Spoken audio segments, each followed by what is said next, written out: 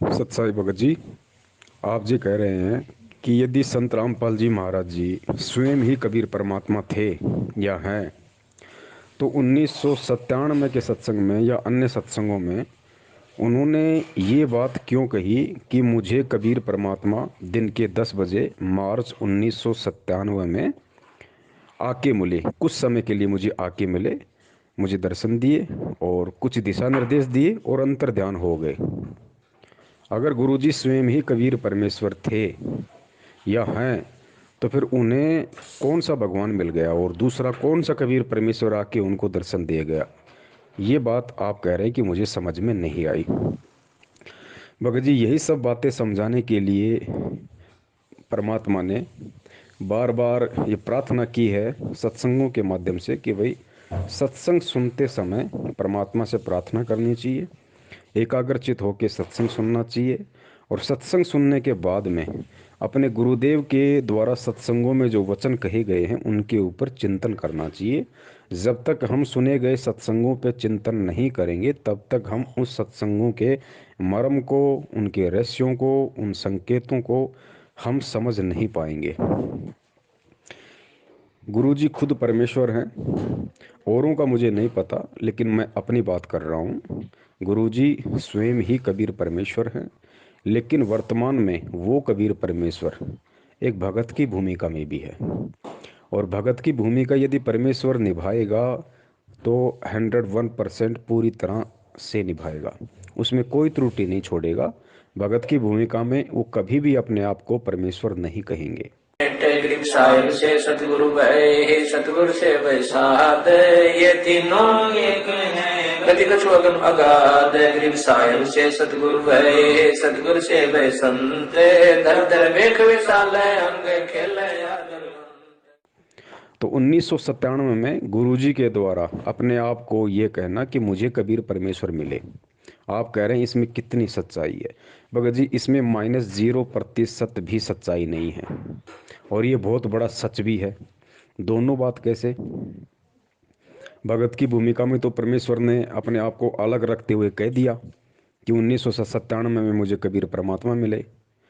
भगत जी, अगर वो परमात्मा अंतर्यामी मालिक अगर ये बात ना कहे कि 1997 में मुझे कबीर परमात्मा आके मिले, दर्शन दिए, दिशा निर्देश दिए और अंतर ध्यान हो गए, तो आप खुद विचार कीजिए भगत जी। सत्सेवकों को छोड़कर, और सत्सेवकों में भी कुछ ही सत्सेवक हैं जो अपनी अंतरात्मा से, अपने हृदय से गुरु जी को कबीर परमात्मा मानते हैं। बाकी ठीक है, साध संगति शुरू हुई है, धीरे धीरे उसका रंग चढ़ेगा। आज अगर धीरे धीरे मानने लगे हैं तो कल को हृदय से स्वीकार भी करेंगे।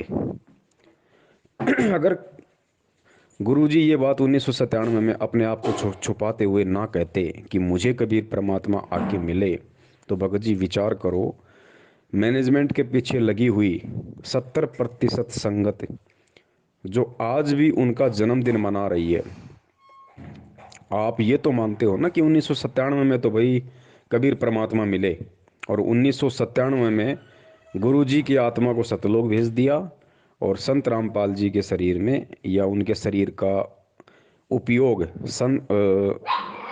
वो कबीर परमेश्वर स्वयं कर रहा है। यानी कहने का मतलब ये कि 1997 से धरती पे कबीर परमात्मा है संत रामपाल जी के रूप में, और संत रामपाल जी की आत्मा 1997 में सतलोक चली गई। ये बात आपके अच्छे से समझ में आ रही है, लेकिन ये बात भगत जी मैनेजमेंट के समझ में क्यों नहीं आ रही? ये बात मैनेजमेंट के पीछे हुए लोगों के समझ में नहीं आ रही। अगर ये बात भी आज उन लोगों को समझ में आ जाती कि भाई चलो ठीक है, संत रामपाल जी का जन्म हुआ है, वो माँ के पेट से आए हैं मैनेजमेंट के अनुसार, उनके पीछे लगे हुए लोगों के अनुसार, लेकिन वो लोग ये तो मानते हैं ना कि 1997 में उनकी आत्मा को सतलोक भेज दिया। अगर वो ना मानेंगे तो सबसे बड़ा सबूत हमारे पास में है, उनको उसके बाद मानना पड़ेगा। संध्या आरती के सबसे लास्ट में आता है, तेरा रामपाल अज्ञान किया सतलोक का वासी। एक और वाणी है परमात्मा की कि सतलोक में चल मेरी सुरता, यहाँ ना लावे देरी, सांच कहूँ ना झूठ रतीवर बात मान ले मेरी। अंतिम चौपाई में कहा गया है कि लोक अनामी जावेगी, वहाँ कोन्या मिले चुबारे, आत्मा और परमात्मा वहाँ कोन्या रहते न्यारे। और रामपाल प्रीतम प्यारे की आत्मा, ध्यान देना, रामपाल प्रीतम प्यारे की आत्मा वहाँ पूर्ण आनंद ले रही। कहाँ पे? अनामी लोक में। लोक अनामी जावेगी वहाँ, को ना मिले चौबारे। आत्मा और परमात्मा वहाँ, को ना रहते न्यारे। लोक अनामी जावेगी वहाँ, को ना मिले चौबारे। आत्मा और परमात्मा वहाँ, नहीं रहते न्यारे। रामपाल प्रीतम प्यारे की आत्मा वहाँ पूर्ण आनंद ले री। सच कहूँ ना झूठ रती भर, बात मान ले बे। तो मानना पड़ेगा इस वाणी के अनुसार, गुरु जी ने अपने मुख कमल से कही है, इस वाणी के अनुसार 100% उस व्यक्ति को मानना पड़ेगा जो संत रामपाल जी का भगत है, कि वास्तव में संत रामपाल जी महाराज जी 1997 में सतलोक गमन कर चुके हैं। फाइनल कि धरती पे संत रामपाल जी नहीं है, संत रामपाल जी के शरीर का उपयोग कबीर परमात्मा कर रहा है, जो अविनाशी है, अजन्मा है, स्वयंभू है, सतगुरु है, सारी सृष्टि का रचनहार है। तो 1997 में से यदि खुद वो कबीर परमात्मा जो माँ के गर्भ से जन्म नहीं लेता, यदि वो धरती पे प्रकट है, तो भाई 8 सितंबर 2019 को फिर किसका जन्मदिन मनाया गया? इस बात का जवाब भगत जी किसी के पास नहीं है, और ये इतिहास बन चुका है। आने वाले समय की आत्माएं इन्हीं बातों को बार बार विचार करके, चिंतन करके और भक्ति पे दृढ़ हुआ करेंगी कि देखो, गुरुजी के 24 घंटे शरण में रहने वाले, गुरुजी के बेटा बेटी कहलाने वाले, परमात्मा के रिश्तेदार कहलाने वाले इतना बड़ा धोखा खा गए। रोज वाणी का उच्चारण करते थे, रोज संध्या आरती करते थे कि तेरा रामपाल अज्ञान किया सतलोक का वासी, फिर भी उन मूर्खों के समझ में नहीं आई, क्योंकि वो परमेश्वर की विशेष आत्माएं होंगी। वो आप और हमारी तरह इतना मूर्ख नहीं होंगी, इतनी नीच नहीं होंगी, जो 1000 बार समझाने पर भी उनके समझ में नहीं आएगी। वो मिनी सतलोक में बैठी हुई वो आत्माएं होंगी जो आज वहाँ बीज रूप में हैं, और कल को परमेश्वर उन्हें सबको नीचे लेके आएंगे। वो बिल्कुल परिपक्व आत्माएं हैं। तो उन आत्माओं को ये सब बातें समझने में बिल्कुल भी समय नहीं लगेगा, क्योंकि उनके संस्कार बहुत मजबूत होंगे। जिस प्रकार 650 साल पहले आप और हमें बिल्कुल समझ में नहीं आया जब परमात्मा हाथी पे बैठ के गंगा जल की बोतल मुंह के लगा के और अपनी बेटी के कंधे पे हाथ रख के सरेआम बाजार में जा रहे थे, उस समय हमें समझ में नहीं आया। लेकिन जैसे ही हमारे भक्ति संस्कार कुछ मजबूत हुए और आज हमें जब परमात्मा वो कहानी बताते हैं, तो हम सिर पे थप्पे मारते हैं, हम कितने मूर्ख थे, हम कितने मंद बुद्धि थे। हमने इतना भी विचार नहीं किया कि वो परमात्मा, वो कबीर परमेश्वर जो इतना अच्छा ज्ञान देगा, लोगों की बुराइयां छुड़वाएगा, हैं, मुख से बेटी बेटी कहेगा, और उसी बेटी को फिर आप मतलब बुरी नज़र से देखेगा। जो दूसरों की शराब छुड़वा रहा है, क्या वही परमात्मा खुद शराब पिएगा? भगत जी, हमें उस समय समझ में नहीं आ रही थी, लेकिन आज समझ में आ रही है। क्यों? क्योंकि आज हमारे भक्ति संस्कार मजबूत हो चुके हैं। बीच में भी हो सकता है हमें परमात्मा ने अपनी शरण में लिया हो, ज्ञान दिया हो, भक्ति करवाई हो बीच बीच में, तो वो संस्कार हमारे बने, और संस्कार बने तो आज हम 650 साल से ज़्यादा इस भगवान और भक्ति को समझने के लायक हुए। ठीक इसी प्रकार जो गलतियां वर्तमान में मैनेजमेंट कर रहा है, उसके पीछे लगी संगत कर रही है। इन गलतियों का जिक्र आने वाले समय की आत्माएं किया करेंगी, जिस समय आप और हम शायद नहीं होंगे। अगर परमेश्वर ने दया करी, मर्यादा में रहे, तो हम सतलोक में होंगे। तो 1997 में खुद यदि कबीर परमात्मा धरती पे है, तो फिर आज मैनेजमेंट ने किसका जन्मदिन मना दिया? क्या उन्होंने परमात्मा को मानो साबित नहीं कर दिया? क्या उन्होंने ये साबित नहीं कर दिया कि हमें 2 कौड़ी का भी ज्ञान नहीं हुआ? क्या उन्होंने ये साबित नहीं कर दिया कि परमात्मा के परिवार में जन्म लेने से, या परमात्मा के रिश्तेदार बन जाने से, या 24 घंटे परमात्मा के चरणों में रह के बड़े बड़े सेवादार कहलाने से ये ज्ञान समझ में नहीं आता? ये ज्ञान समझ में आता है अपने मजबूत भक्ति संस्कारों से। और यदि मजबूत भक्ति संस्कार ना हो, और यदि साध संगति सच्ची मिल जाए, साध संगति यदि पक्की मिल जाए, तो ये संस्कार मजबूत हो जाते हैं। तो भगत जी, गुरु जी जो अपने लिए कह रहे हैं कि मुझे 1997 में परमात्मा मिले, तो वो झूठ नहीं बोल रहे भगत जी, लेकिन उस बात में सच्चाई भी नहीं है। क्यों नहीं है? क्योंकि वो सोच छल छिद्र की श्रेणी में आता है। वो सोच छल छिद्र की श्रेणी में आता है, झूठ नहीं है। जिस प्रकार धर्मदास जी को परमात्मा 650 साल पहले बार बार कहा करते थे कि धर्मदास मैं तो उस परमात्मा का भेजा हुआ संत हूँ भाई, मैं तो उसका संदेश वाहक हूँ। परमात्मा तो सत्य पुरुष है जो सत्यलोक में रहता है। कबीर नाम भी नहीं बताया धर्मदास को कि परमात्मा का नाम कबीर है। परमात्मा तो सत्य पुरुष है जो सत्यलोक में रहता है।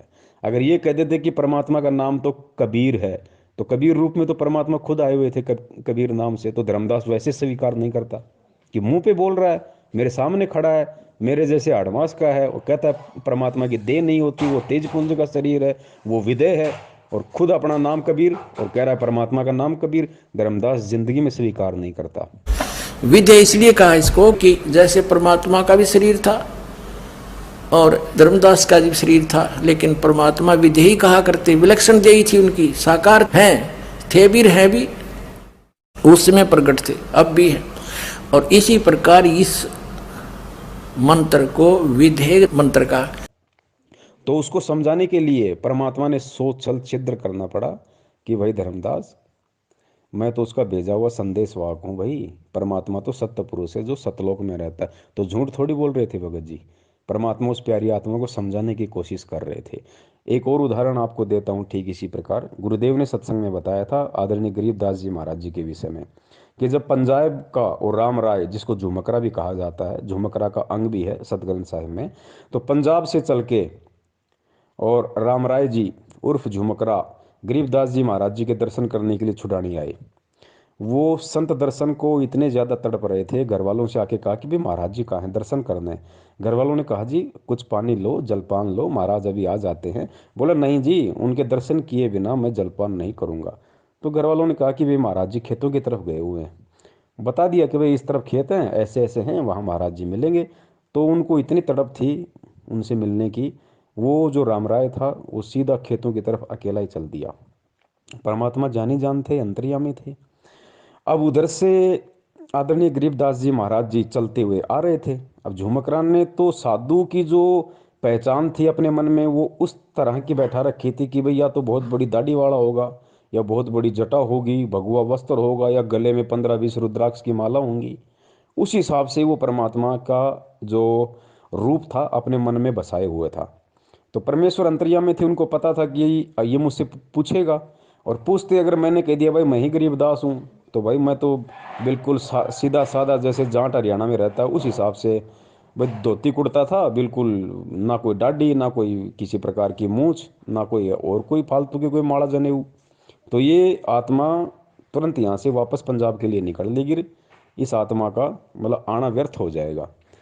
तो राम राय चले जा रहे थे, सामने से गरीबदास जी महाराज जी आ रहे थे। तो राम राय ने पूछा भाई इधर गरीबदास जी महाराज जी का खेत कौन सा है, मुझे उनसे मिलना है, और मैंने सुना था कि वो खेतों में है। तो गरीबदास जी महाराज जी ने क्या कहा भगत जी, परमेश्वर ने क्या जवाब दिया, सुनना इस बात को। गरीबदास जी महाराज जी ने कहा कि भाई अब वो घर की तरफ जा रहे हैं। राम राय ने कहा नहीं जी, मैंने सुना है वो खेतों की तरफ हैं, अपने खेत में हैं। तो गरीबदास जी ने कहा कि नहीं भाई, अब वो घर की तरफ जा रहे हैं, आओ मैं तुम्हें मिलाता हूँ, घर की तरफ जा रहे हैं। भगत जी वहाँ कितना बड़ा संकेत दिया था परमात्मा ने, गरीबदास जी ने, कि भाई अब वो घर की तरफ जा रहे हैं। तो कौन जा रहा था घर की तरफ? खुद गरीबदास जी महाराज जी ने अपने विषय में कहा कि भाई मैं ही गरीबदास जी महाराज हूँ, और अब मैं घर की तरफ जा रहा हूँ। लेकिन उन्होंने संकेत में कही ये बात कि भाई वो पहले खेतों में थे, अब वो घर की तरफ जा रहे हैं। साधु दर्शन राम का, ईश्वरीय दर्शन होता है। संत इतना उतावला हो कहता है कि मुझे रास्ता बताइए, मैं खेत में मिल लूंगा भगवान से। तो उन्होंने कहा कि नहीं, आप यहीं रुकिए, अगर नहीं मुझे रास्ता बताइए। तो उन्होंने रास्ता बता दिया कि इस प्रकार पश्चिम में, ये दक्षिण की तरफ आप जाइए, रास्ता खेतों में जाने का, और वहां से आप रास्ते में एक रहट मिलेगा, रहट के पास एक झोपड़ी है, उसमें महाराज मिलेंगे। वो चल पड़ा। तो बंदी छोड़ रास्ते में आ रहे थे। गरीबदास महाराज की वेशभूषा के थी कि धोती और कुर्ता, जैसा आम हरियाणे की वेशभूषा है व्यक्ति पहनते हैं, उस भाव में था, आ रहे थे। तो उसने, राम राय ने बंदी छोड़ से पूछा कि भाई मैंने महाराज गरीबदास का स्थान बताइए। बताते ही इधर खेतों में रहते आए हुए। अब सतगुरु महाराज ने सोचा कि जय मैं इसको अभी बता देता हूं कि मैं गरीबदास हूं, तो ये मेरी बात एक नहीं सुनेगा, क्योंकि इसके मन में जो संत वेशभूषा है वो कुछ और है।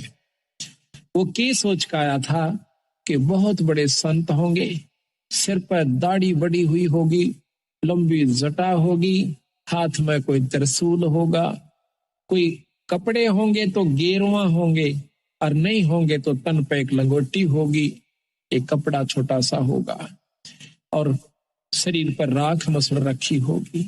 तो सतगुरु ने सोचा कि कहीं इस बेचारे का आना असफल ना हो जाए। बंदी छोड़ कहने लगे कि महाराज तो भाई आज मैं मिलाऊंगा आपको। वो कहता मैंने सुना है खेतों में गए, कोई नहीं अब घर को जा रही है। अब वो वापिस आ जाता है। आ जाओ मैं मिलाता हूँ, आ जाओ। तो राम राय जी उनके साथ साथ हो लिए। राम राय जी ये समझ नहीं पाए कि ये कहना क्या चाह रहे हैं, कि अब घर की तरफ जा रहे हैं तो कहाँ जा रहे हैं, कौन जा रहा है, कहाँ जा रहा है, कुछ भी उनकी बुद्धि में नहीं आया। और वो उनके पीछे पीछे हो लिए कि चलो भाई ये कह रहे हैं, ये जानते होंगे, वो चले गए होंगे मेरे से पहले, या कहीं और से साइड वाइड से कहीं चले गए होंगे। तो भगत जी ये संकेत हमने समझना है। तो क्या गरीबदास जी महाराज जी वहाँ पे झूठ बोल रहे थे? उन्होंने झूठ नहीं बोला भगत जी, क्योंकि वो स्वयं परमात्मा थे। और स्वयं उन्होंने कहा कि अब वो घर की तरफ जा रहे हैं, पहले खेतों में थे अब घर की तरफ जा रहे हैं। अब राम राय नहीं समझ पाया इस बात को, तो भगत जी उसमें परमात्मा का क्या दोष? और परमात्मा ने झूठ भी नहीं कहा। तो भगत जी इसी प्रकार सन 1997 में परमात्मा ने उन आत्माओं के अंदर भक्ति की एक अलग जगाने के लिए, भगवान पे विश्वास बनाए रखने के लिए, कि मालिक को पता था कि सत्सेवकों को छोड़ के, जो मेरे ज्ञान आधारी बच्चे हैं उनको छोड़ के बाकी जो संगत है वो काल प्रेरित होगी और मैनेजमेंट खुद उनका संचालन करेगा। अगर ये 1997 वाली बात यदि आज मैंने सन 2005 में गहरी नज़र गीता में पेज नंबर 538 पे शायद अगर मैंने नहीं लिखी, तो जो मैनेजमेंट के पीछे लोग लगे होंगे उस समय, वो भी मुझे बिल्कुल परमात्मा नहीं मानेंगे। वो कभी मुझे परमात्मा के रूप में स्वीकार नहीं करेंगे। कम से कम वो 1997 वाली उस घटना को पढ़ के थोड़ा बहुत तो यकीन कर लेंगे कि भाई हाँ, संत रामपाल जी तो भगवान नहीं थे, वो तो 1997 में सतलोक चले गए। 1997 के बाद उनके रूप में कबीर परमात्मा है। तो गुरुजी ने सोचा चलो किसी न किसी बात को आधार बना के तो ये कम से कम मुझे परमात्मा माने, मुझे परमात्मा के रूप में स्वीकार करें, ताकि मैं इन पे दया दृष्टि रखूं, ये भक्ति से जुड़े रहें और जुड़े रहेंगे। इतना मान के भी कि 1997 में संत रामपाल जी चले गए और आज उनके रूप में कबीर भगवान धरती पे है, अगर इतना भी मान लेंगे ये, तो फिर भी और मेरे पीछे लगे रहेंगे, तो धीरे धीरे धीरे धीरे इनके संस्कारों को मजबूत करूंगा। तरीका कोई भी अपनाऊंगा, स्वयं प्रेरणा करूंगा या सत्सेवकों के माध्यम से, साध संगति के माध्यम से संदेशा पहुंचाऊंगा, कुछ भी करूंगा। ये परमेश्वर की भगत जी सोच छल छिद्र होते हैं। और दास ने पहले ही बताया था, अगर 1951 में यदि संत रामपाल जी महाराज जी परमात्मा नहीं होते, पहली बात तो ये कि परमात्मा कोई आगे जाके परमात्मा नहीं बनता भगत जी। परमात्मा अजन्मा होता है, परमात्मा आदि अंत एक समान होता है। अगर किसी को लगता है कि 1997 में ही संत रामपाल जी के रूप में धरती पे कबीर परमात्मा प्रकट है, तो ये उनकी बहुत बड़ी गलतफहमी है।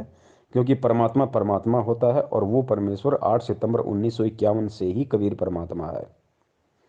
अगर वो 8 सितंबर 1951 से ही कबीर परमात्मा नहीं होते, तो भैया 8 सितंबर 1971 को जय गुरुदेव के पंथ संचालक श्री तुलसीदास जी ने जो भविष्यवाणी की थी, कब की थी? 1971 में, कि आज वो महापुरुष जो विश्व पटल पे भारत के मानचित्र को बदल के रख देगा, जिसका एक झंडा होगी, जिसकी एक भाषा होगी, आज वो महापुरुष पूरे 20 वर्ष का हो चुका है।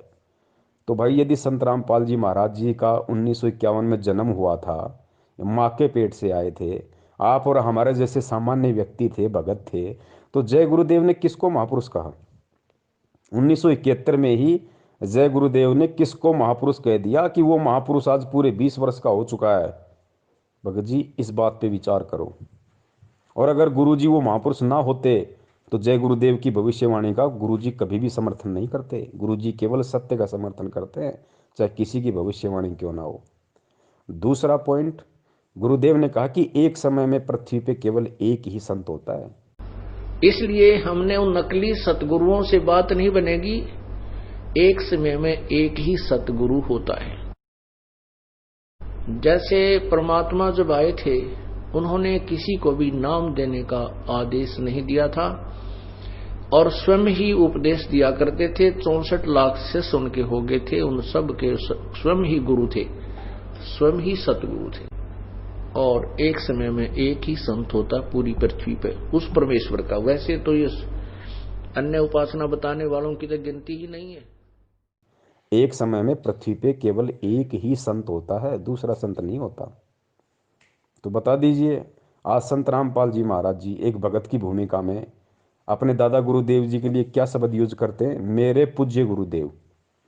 और भक्ति मार्ग में गुरु जी ने बताया कि पूज्य शब्द केवल उसी के लगता है जो परमात्मा होता है, जो स्वयं परमात्मा होता है। लेकिन दादा गुरुदेव स्वामी रामदेवानंद जी महाराज जी कोई परमात्मा नहीं थे, ना ही वो सतगुरु थे। वो सतगुरु भी नहीं थे भगत जी, और ना ही वो परमात्मा थे। वो केवल एक भगत थे, इससे ज़्यादा कुछ नहीं थे। अगर वो सतगुरु थे, या फिर जैसे गुरु जी ने भगत की भूमिका में उनके नाम से पहले लगाया मेरे परम पूज्य गुरुदेव, मेरे पूज्य गुरुदेव, मेरे सतगुरुदेव, तो ये जो सतगुरु शब्द है, ये पूज्य शब्द है, ये केवल परमेश्वर के लिए, बंदी छोड़ के लिए, परमात्मा के लिए है, ध्यान रखना।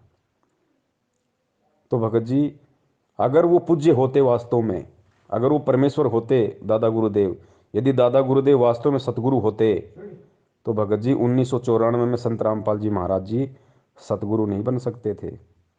सांसारिक दृष्टि में नाम दान देने के लायक नहीं बन सकते थे, क्योंकि पृथ्वी पे एक समय में दो सतगुरु नहीं हो सकते भाई।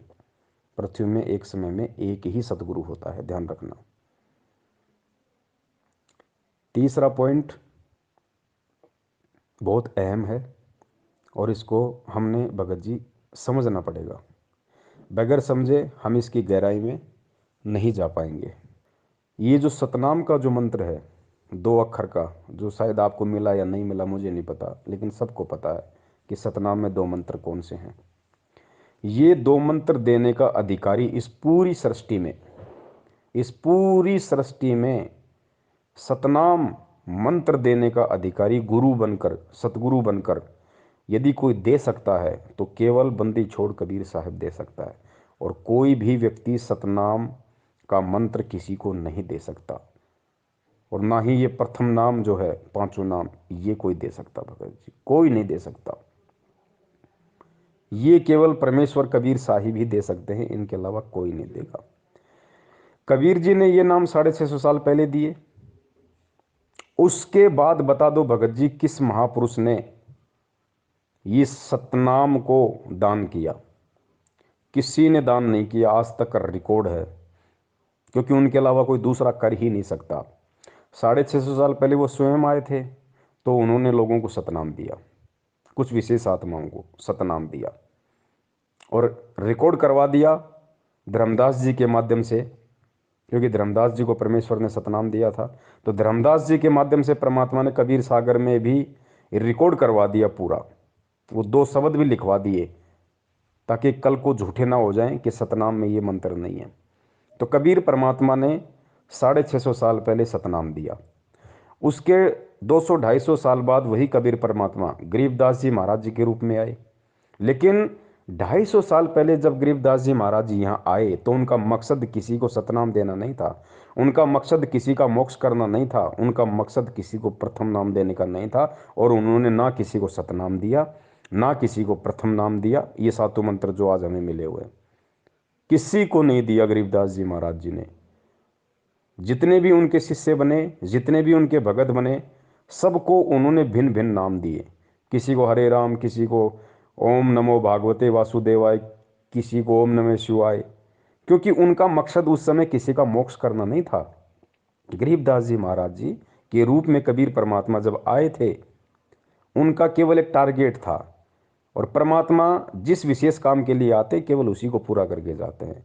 तो 300 साल पहले गरीबदास जी महाराज जी का इस पृथ्वी लोक पे आना और एक लीला करना, उनका जो मकसद था वो ये था कि कबीर सागर में जो त्रुटियां काल प्रेरणा से लोगों ने कर दी थी, जो गड़बड़ कर दी थी, उसको सुधार करना, और ग्रंथ साहिब के रूप में एक नया ग्रंथ लिपिबद्ध करना आप और हमारे लिए, इस समय के लिए। तो परमात्मा उस समय केवल उसी काम के लिए आए थे, और वो काम उन्होंने पूरा किया और हो गए। लेकिन उन्होंने किसी को सतनाम नहीं दिया। वो 2 मंत्र किसी को दान नहीं दिए उन्होंने, ना अपने बच्चों को दिए ना किसी और को दिए। केवल अपने ग्रंथ साहिब में उन मंत्रों को लिख के चले गए, ताकि आज हमारे को विश्वास हो कि वास्तव में यही सतनाम है जो आज हमें संत रामपाल जी महाराज जी दे रहे हैं। वरना हम यकीन ही नहीं कर पाते कि यही सतनाम होगा, हम 650 साल पहले की तरह भ्रमित हो जाते। कलयुग की पिछली पीढ़ी में 12वां पंथ ये काल के जो कबीर पंथ में होंगे ना, गरीबदास का होगा। और तब तक मैं जो अब ये वाणी लिखवा रहा हूं ज्ञान, इसमें भी ये अपनी सोच अनुसार परिवर्तन करेंगे, कुछ इसका प्रारूप बिगाड़ेंगे। काल बिगड़वा होगा क्योंकि इसने सूक्ष्म वेद का नाश कर दिया था। और फिर गरीबदास नाम से 12वां पंथा होगा, ये मेरे नाम से। उसमें मेरी महिमा की वाणी को मैं पुनर् यथार्थ रूप में प्रकट करवाऊंगा। और वो वाणी इतनी प्रसिद्ध नहीं होएगी, लोग उसको छेड़छाड़ नहीं करेंगे। और गरीबदास ने आदेश दे दिया था उस लिखने वाले को कि जो मैं बोलूं उतना ही लिखेगा, और इसमें कोई छेड़छाड़ करेगा उसकी दुर्गति हो जाएगी। तो भगत जी गरीबदास जी महाराज जी ने भी किसी को सतनाम नहीं दिया, वो 2 मंत्र नहीं दिए। और आज वर्तमान में संत रामपाल जी महाराज जी और कबीर साहिब जी के बीच में जितने भी महापुरुष हुए हैं जिनका जिक्र गुरु जी करते हैं, चाहे धर्मदास जी हो, चाहे गरीबदास जी हो, चाहे नानक जी हो, मलुकदास जी हो, घीसा दास जी हो, कितने भी महापुरुष हुए हैं भगत जी, उन सबको परमात्मा ने ये सतनाम दिया। लेकिन उनमें से किसी को भी आगे सतनाम को दान करने का आदेश नहीं दिया।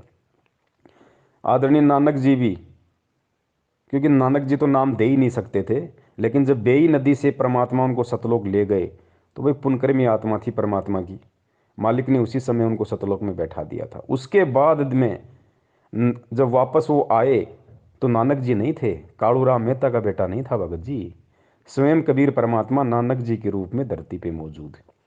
और नानक जी कितने वर्ष तक रहे, उतने वर्ष तक परमात्मा ने नानक जी के रूप में लीला की।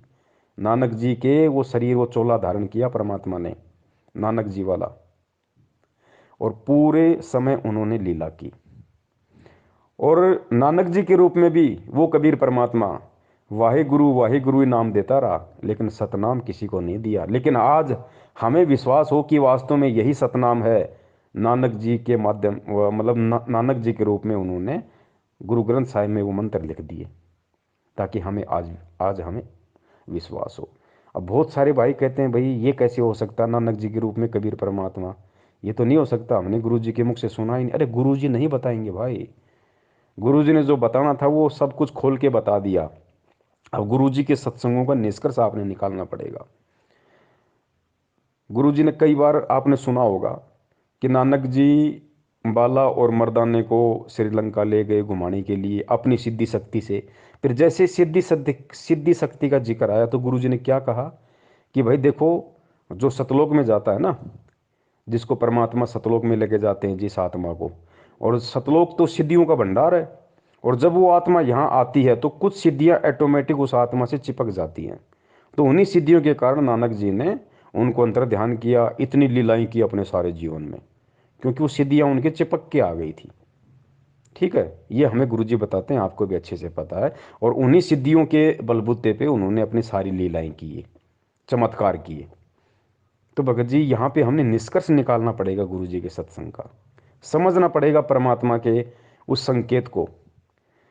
नानक जी को परमात्मा सशरीर तो लेके नहीं गए थे सतलोक में, लेके तो उनकी आत्मा को गए थे। शरीर तो बेई नदी में ही परमात्मा ने कहीं छुपा रखा था, उधर जंगल वंगल में। नानक जी की आत्मा को परमात्मा सतलोक लेके गए। और फिर क्या, फिर गुरु जी ने कहा कि ये ऑटोमेटिक सिस्टम है, ये जो सतलोक में आत्मा जाएगी ऑटोमेटिक उसके कुछ सिद्धियां चिपक जाती है, वो नीचे आ जाती है। ठीक है जी, अगर हम इस बात को सत्य माने, ये सोशल छिद्र है परमात्मा का, झूठ नहीं कहा परमेश्वर ने, ये सोशल छिद्र है। अगर हम ये मान के चलें कि वास्तव में नानक जी की आत्मा के वहाँ से सिद्धियाँ चिपक के आ गई ऑटोमेटिक, और उन सिद्धियों का प्रयोग नानक जी ने किया, तो भाई मुझे एक बात बताइए, आज हजारों भक्तों के ऐसे ऐसे इंटरव्यू है जो ये कहते हैं कि भाई मेरी आत्मा को गुरुजी सतलोक ले गए, मुझे सारे ब्रह्मांड दिखाए। बहुत सारे तो ऐसे कहते हैं मुझे गुरुजी ने सतलोक में आम खिलाया, मुझे केला खिलाया, हैं, मैं ऐसे गया, मैं ऐसे पहाड़ों में घूमा, पहाड़ों के अंदर से गया, मैं सोचा मरूंगा लेकिन मैं तो पहाड़ के अंदर से निकल गया। तो आज गुरुजी और हाँ, आज हम जिन जिन भक्तों का इंटरव्यू सुनते हैं जो सतलोक के दर्शन करके आए हैं, तो गुरुजी सशरीर तो उनको भी नहीं लेके गए, उस भगत की आत्मा को ही लेके गए ना। सशरीर तो गुरुजी लेके नहीं जाएंगे, नानक जी की भी आत्मा लेके गए। और आज हमारे जो सैकड़ों भगत भाई हैं जो कहते हैं कि मैं सतलोक देख के आ गया, मुझे गुरुजी ले गए, उनकी भी आत्मा को ही लेके गए। तो भाई एक बात बताइए मुझे, आज जो हजारों भगत ये दावा करते हैं कि मुझे गुरुजी सतलोक दिखा के लाए हैं, और यदि वहाँ का ऐसा कोई ऑटोमेटिक सिस्टम है कि आत्मा जब वहाँ जाती है तो उसकी सिद्धियाँ चिपक जाती हैं, तो हमारे वालों की क्यों नहीं चिपकी? ये जो हजारों भगत जो इंटरव्यू देते हैं, इनकी एक भी सिद्धि क्यों नहीं चिपकी? ये अपनी आत्मा के कोई तेल लगा के गए थे क्या जो वहीं पे वो फिसल गई? इनकी क्यों नहीं चिपकी भाई वो सिद्धियाँ? और मान लो अगर भगत की सिद्धियाँ चिपक भी गई तो इस भक्ति का विधान है वो सिद्धियों का यूज नहीं कर सकता।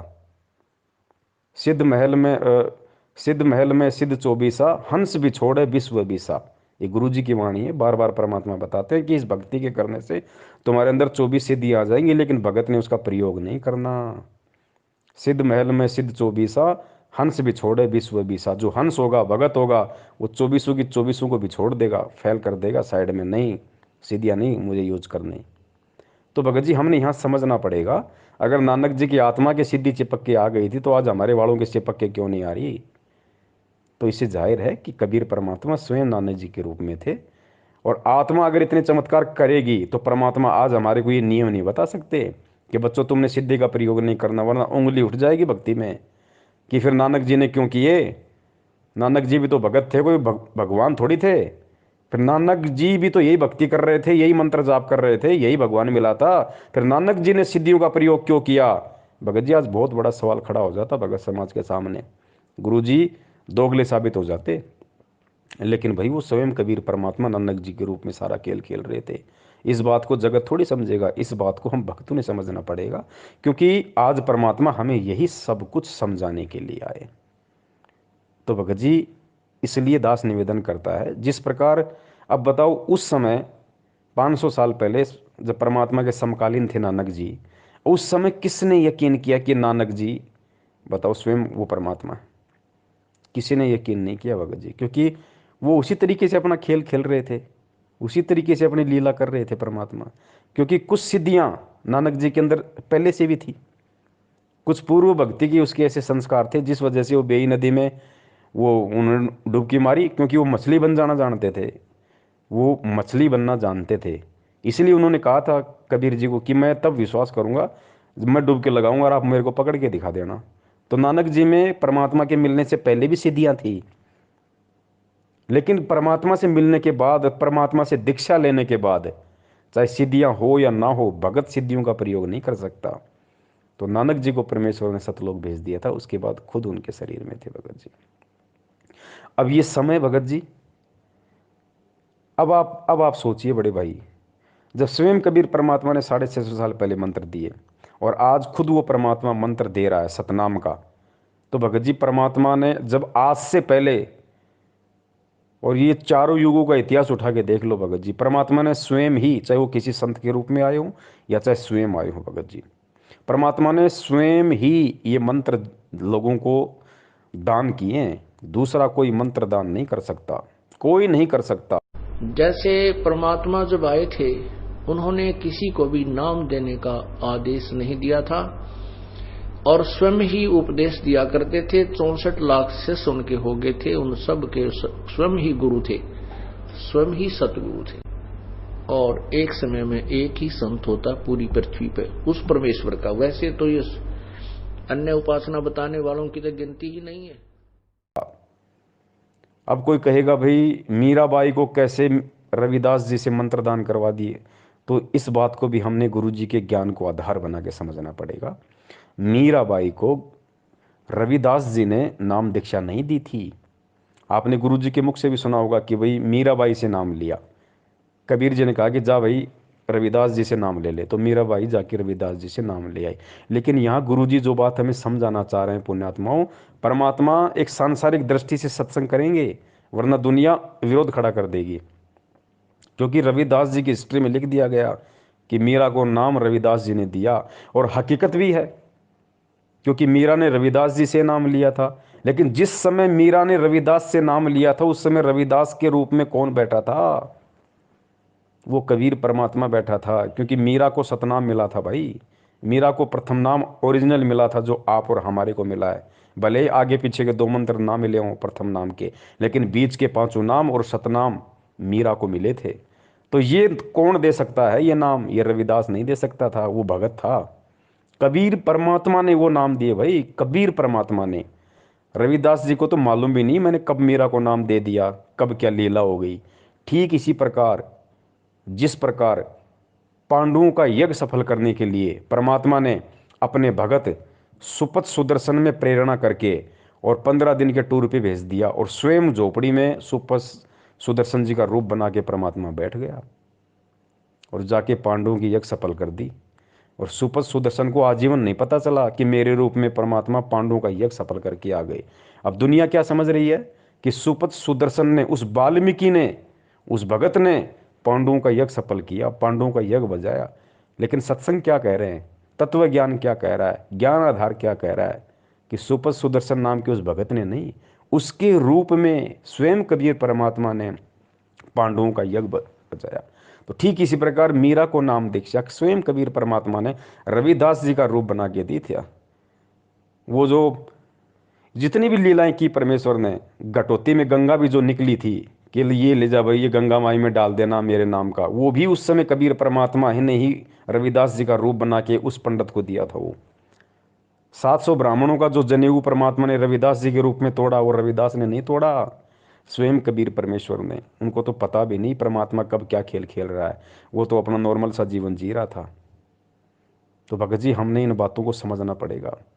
जब उन रूपों में भी कबीर परमात्मा ने ही नाम दिया, तो भगत जी सन 1994 से ये सतनाम और प्रथम नाम का दान इस धरती पे कौन कर रहा है? 1994 से कौन कर रहा है? अगर आपको लगता है कि 1997 में संत रामपाल जी सतलोक चले गए और 1997 से कबीर परमात्मा धरती पे है, तो फिर 1994 में भगत जी सतनाम किसने दिया लोगों को? प्रथम नाम किसने दिया लोगों को, जो नाम कबीर जी के अलावा कोई दे ही नहीं सकता? जैसे परमात्मा जब आए थे उन्होंने किसी को भी नाम देने का आदेश नहीं दिया था और स्वयं ही उपदेश दिया करते थे। 64 लाख शिष्य उनके हो गए थे, उन सब के स्वयं ही गुरु थे, स्वयं ही सतगुरु थे। भगत जी इन सब बातें ये सांकेतिक हैं। भगत जी अगर सभी व्यक्ति, सभी आत्माएं गुरु से नाम लेके सभी भगत अगर इस गहरे संकेत को यदि समझ जाएं, यही तत्व ज्ञान है। गुरु जी ने क्या बताया बच्चों? तत्व ज्ञान क्या होता है? जिसका कोई निष्कर्ष निकले। जैसे दूध होता है, दूध को लाए, उसको गर्म किया, उसको जिमाया जामन डाल के, उसका दही बना, फिर उसको मथा, फिर उसमें छाछ अलग निकलेगी, फिर उसके अंदर घी निकलेगा, फिर उस घी को गर्म किया जाता है, फिर उसका मैल निकाला जाता है, और फिर उस घी को किसी बोतल में बंद किया जाता है, और फिर वो रत्न बराबर हो जाता है, वो 50 साल खराब नहीं होता। तो ऐसे भगत जी ये तत्व ज्ञान का निष्कर्ष आज गुरु जी के सत्संगों को आधार बना के, उनके ज्ञान को आधार बना के आज भगत जी हम भक्तों ने स्वयं करना पड़ेगा। आज परमात्मा जबरदस्ती नहीं करेगा भगत जी, परमात्मा जबरदस्ती नहीं समझाएगा।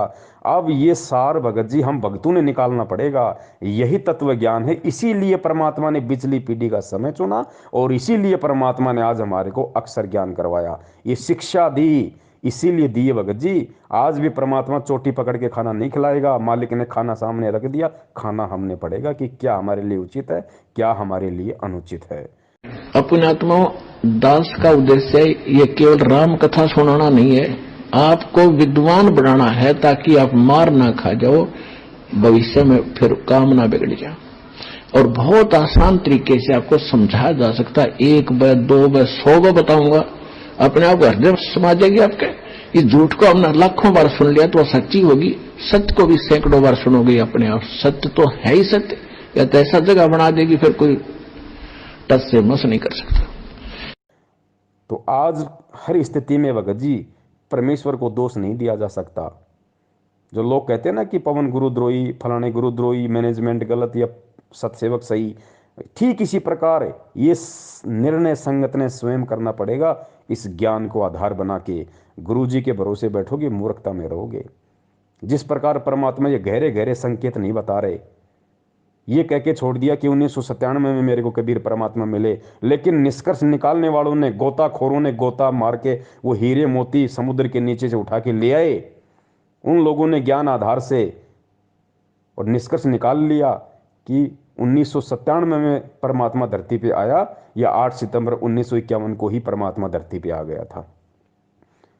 और जो भी रामपाल नाम का जो व्यक्ति था, उसको उसी क्षण उस आत्मा को परमात्मा ने सतलोक भेज दिया था। अगर वो आत्मा ना होती, अगर वो माँ के गर्भ से जन्म लेके ना आती, तो आज ये शब्द भी नहीं बोलते गुरुदेव कि तेरा रामपाल अज्ञान किया सतलोक का वासी। वो विशेष आत्मा जो भी थी परमात्मा की, उसी क्षण इंद्रो माई के गर्भ से जन्म लेते ही परमेश्वर ने उसको सतलोक भेज दिया। मालिक का तो सेकंडों का काम है, चुटकियों का काम है परमेश्वर का। तो अब बहुत सारे लोग कहेंगे भैया अगर वो आत्मा उसी समय सतलोक चली गई थी, तो फिर इंद्रो माई ने फिर संत रामपाल जी का विवाह किया अनारो माई के साथ, और आत्मा तो उसी समय सतलोक चली गई। उसके बाद से उस शरीर में स्वयं कबीर परमात्मा, तो फिर अनारो माई को बच्चे पैदा किसने किए? अनारो माई को बच्चे कैसे हुए? कबीर परमात्मा तो संभोग करते ही नहीं। भगत जी, यही भी हमने तत्व ज्ञान से ही हमने इसका निष्कर्ष निकालना पड़ेगा। भगत जी, परमात्मा को हमने पहचानना पड़ेगा, परमात्मा की लीलाओं से आज हमने परिचित होना पड़ेगा। परमात्मा क्या नहीं कर सकता। परमात्मा भगत जी बिना आत्मा के शरीर को ऐसे चला दे जैसे आप और हम चल रहे हैं, बिना आत्मा के शरीर को। अरे जब सिद्धि शक्ति से बिना इंजन के लोगों ने पुष्पक विमान बना लिए थे, जिसमें ना डीजल डलता था, ना जिसमें ईंधन प्रयोग होता था, ना जिसके अंदर कोई पेट्रोल डलता था, वो पुष्पक विमान सिद्धि शक्ति से क्या नहीं हो सकते थे? बिना माता पिता के सहयोग से जब सीता के लिए वाल्मीकि जी ने और एक घास के तिनके से कुश बना दिया, जो रामचंद्र जी का दूसरा बेटा कहलाया था कुश, बताओ उसको वहाँ पे कौन सा संभोग क्रिया की गई थी? सीता जी के साथ में किसने संभोग क्रिया की थी भैया? किसने शारीरिक संबंध बनाए थे? कौन से माता पिता के रज और बीरज से वहाँ पे वाल्मीकि जी ने कुश को बनाया था?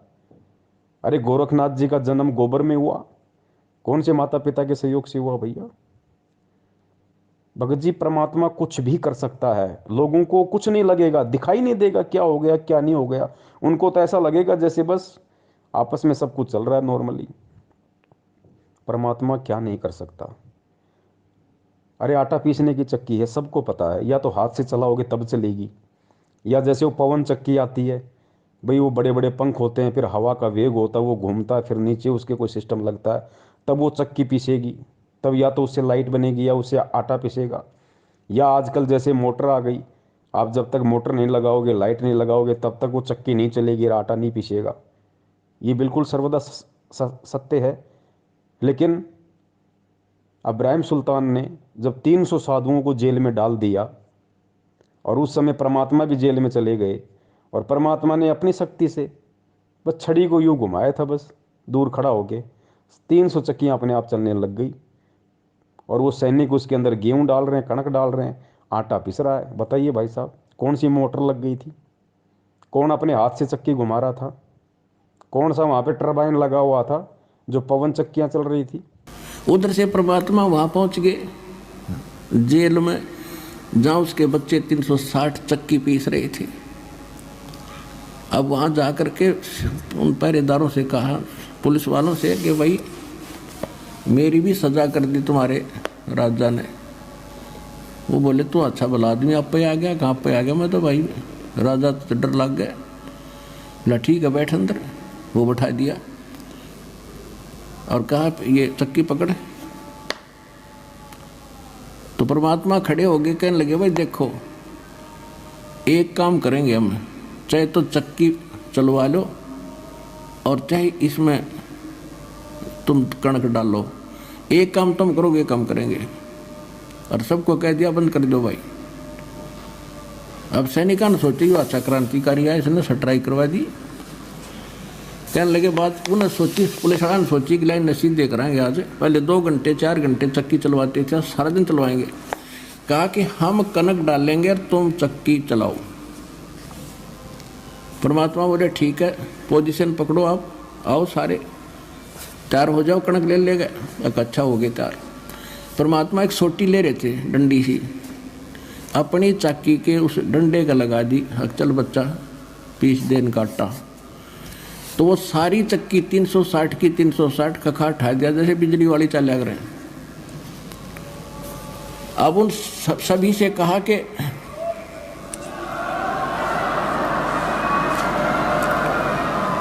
भगत जी, ये परमेश्वर है, ये कुछ भी कर सकता है, असंभव शब्द इसकी डिक्शनरी में नहीं है। लोगों को तो ये लगा कि भाई रामपाल जी हैं ये, और अनारो माई के साथ इनके संपर्क, और माई भी बिल्कुल, माई को महसूस ही नहीं, माई सोच ही नहीं सकती, आज भी नहीं सोच सकती माई। और बिल्कुल माई ने जो महसूस किया होगा कि हाँ मेरे पति ने मेरे साथ ऐसे ऐसे शारीरिक संबंध बनाए, बिल्कुल जैसे आप और हम बनाते आए, ऐसा ही हुआ माई के साथ। लेकिन वो कबीर परमात्मा थोड़ी थे भाई। कबीर परमात्मा तो ऐसे ऐसे हजार रामपाल रूप बना दे, लाखों रामपाल जी के रूप बना दे ऐसे ऐसे, माई को पता नहीं चले। एक माई के साथ है सदा से, एक अपना सारा खेल खेल रहा है, लोगों को केवल एक ही दिखाई देता है। जिस प्रकार सिकंदर लोदी के दरबार में जब परमात्मा को खूनी हाथी के सामने डाला गया तो परमात्मा ने सिंह रूप धारण कर लिया। तो पुण्यात्मा, उस समय पूरी दुनिया को तो वो कबीर दिखाई दे रहा है, और सिकंदर लोदी को वो सिंह रूप दिखाई दे रहा है। ओ सॉरी, उसको हाथी को और पीलवान को, हाथी को और पीलवान को तो परमात्मा सिंह रूप में दिखाई दे रहे हैं, शेर रूप में दिखाई दे रहे हैं। और पूरी दुनिया को और सिकंदर लोदी को परमात्मा कौन से रूप में दिखाई दे रहे हैं? कबीर रूप में। तो यही अनारो माई के साथ हुआ। एक रामपाल रूप तो बिल्कुल जैसे अनारो माई के साथ में, तो जरूरी थोड़ी है कि कबीर परमात्मा की कोई आत्मा थी उस शरीर में जो अनारो माई के साथ में रहे। पुण्यात्माओं, इन चीज़ों को हमने समझना पड़ेगा। परमात्मा एक ही समय में लाखों लीलाएं कर सकता है, लाखों खेल खेल सकता है परमात्मा। परमात्मा एक ही समय में आपके बाप की भूमिका भी कर देगा, आपकी बहन की भूमिका भी कर देगा, आपके बेटे की भूमिका भी कर देगा, और स्वयं आपकी भूमिका भी कर देगा। अब बताओ कौन पहचान ले उस परमात्मा को? सिकंदर लोदी को परमात्मा ने विराट रूप दिखाया दिल्ली के दरबार में, ऊपर तक देखा परमात्मा को और छोर नहीं, पैरों में गिर गया, गिड़गिड़ाने लगा, और दुनिया को वही 5-6 फुट का वो कबीर दिखाई दे रहा है। तो पुण्यात्माओं, ये कबीर परमेश्वर है धरती पे, और ये भक्ति विश्वास की है। गुरुजी हर चीज़ को खोल के नहीं बताएंगे। अगर आज भी हर चीज़ को खोल के बताएंगे तो फिर हमारी बुद्धि कहाँ गई? फिर ये शिक्षा देने का क्या फ़ायदा? ये 650 साल से परमात्मा डंडे मार मार के ज्ञान वाले आज फिर हमें यहाँ क्यों लेके आए? आज भी अगर हम लातों के भूत बनेंगे फिर इस शिक्षा का क्या फ़ायदा? उन युगों युगों के भक्ति संस्कारों का क्या फ़ायदा फिर? तो पुण्यात्माओं, इसीलिए परमात्मा ने सत्सेवकों को निमित्त बना के ये लाइव साध संगति, लाइव संघ का समाधान का सिस्टम संगत में चलवाया है। और यकीन मानना, इसमें कोई पवन दास का श्रेय नहीं है, कोई पवन दास का योगदान नहीं है, पवन दास का -0% भी इसमें कोई रोल नहीं है। सिर्फ दास एक लाउड स्पीकर है, सारी प्रेरणा उस परमात्मा की है टोटली। वो क्या बुलवाएंगे क्या नहीं बुलवाएंगे, मैं क्या सोच के बैठता हूँ कि आज मैं क्या बोलूँगा, लेकिन मैं भूल जाता हूँ कि मैंने क्या कुछ सोचा भी था क्या, और परमात्मा क्या से क्या मैटर शुरू करवा देते हैं। लाइव संघ का समाधान फेसबुक पे 5-5 घंटे, 4-4 घंटे। और पुण्यात्माओं, ये सतगुरु की शब्द शक्ति है। जो 4 घंटे आप लोग लगातार देख रहे हो और आपको लगता है कि 4 घंटे हो गए, हमें तो मालूम ही नहीं पड़ा, दास को भी नहीं लगता भाई 4 घंटे कैसे निकल गए। और 4 घंटे पुण्यात्माओं, आप गुरु जी के सत्संग सुन के देख लो, खुद उस कबीर परमात्मा के गुरु जी के मुख कमल से 4 घंटे मोबाइल पे आप सत्संग सुनो, आप 1 घंटे में 3 बार तो बाथरूम करने चले जाओगे। और आज उसी कबीर परमात्मा ने अपने बच्चे के शब्द में इतनी शक्ति दे दी कि 4-4 घंटे उसी परमात्मा के ज्ञान को आधार बना के फेसबुक पे लाइव चल रहा है, और कोई बाथरूम करने भी नहीं जाता। तो पुण्यात्माओं, ये क्या है? ये विचार करो, खुद आपकी आंखों के सामने है। और कोई मेरे बाप का ज्ञान नहीं, कोई मेरे दादा का ज्ञान नहीं, कोई किसी दूसरे संत का ज्ञान नहीं, खुद गुरु जी के सत्संग, गुरु जी के सत्संगों को आधार, और 4-4 घंटे हम सभी भाई बहन बैठे रहते हैं, कोई बाथरूम भी नहीं जाता, और ये लगता है कि 4 घंटे हो गए, हमें मालूम ही नहीं पड़ा। तो ये खेल परमात्मा खेलता है समझाने के लिए, क्योंकि हम उस आए हुए परमात्मा को इतना महत्व नहीं दे पाते, लेकिन उसी परमात्मा के द्वारा कही गई बातों को यदि कोई तीसरा व्यक्ति बोल दे तो उस बात को लोग ज़्यादा महत्व दे देते हैं। लेकिन परमात्मा चाहता है कि चाहिए कुछ भी महत्व दें, कुछ भी करें, ये मेरे ज्ञान पे टिके रहें, ये सच्चाई से जुड़े रहें, भगवान और भक्ति पे इनका विश्वास बना रहे पुण्यात्माओं। वरना ऐसी स्थिति में तो कोई भी कब का गुरु बन के बैठ जाता, लेकिन अब ऐसा संभव नहीं है। परमेश्वर ने अपनी आत्माओं के हृदय में तत्व ज्ञान रूपी बीज डाल रखा है। अगर मेरे जैसा कोई दुष्ट, कोई नालायक यदि ऐसी गंदी सोच भी सोच लेगा, उसी क्षण परमात्मा उठा के दूर कर देंगे। और सामने वाले जो बच्चे हैं परमात्मा के, जो संगत है, वो कदापि स्वीकार नहीं करेगी, बिल्कुल कदापि स्वीकार नहीं करेगी। कुछ मूर्ख होते हैं, उनकी कह नहीं सकते, जैसे कोई संजय के पीछे लग गया, कोई अपना और कहीं सेट हो गया। बाकी अब परमात्मा नकली संतों के, पंथों के चिमटे उखड़वाने आए हैं। नया चिमटा नहीं गड़ेगा किसी का, चाहे कोई कितना ही खुश हो ले अपना चिमटा गाड़ के, संजय जैसा या मैनेजमेंट जैसा, चिमटे इनके उखड़ेंगे अब। तो भाई परमेश्वर दया करें, धरती पे मालिक है। 8 सितंबर 1951 से धरती पे प्रकट है, विद्यमान है। खेल परमात्मा कोई भी खेल सकता है भगत जी, कुछ भी खेल खेल सकता है, समर्थ है। देखो कई लोग कहते हैं कि भाई गुरु जी माँ के गर्भ से नहीं आ सकते, गुरु जी जन्म नहीं ले सकते। अरे क्यों नहीं ले सकते भाई पुण्यात्मा, ये भी हमने समझना पड़ेगा। हालांकि आज परमात्मा माँ के गर्भ से जन्म लेके नहीं आया, लेकिन क्या वो आ नहीं सकता? 100 बार आ सकता है। वो समर्थ है, समर्थ उसी को कहते हैं जो क्या नहीं कर दे।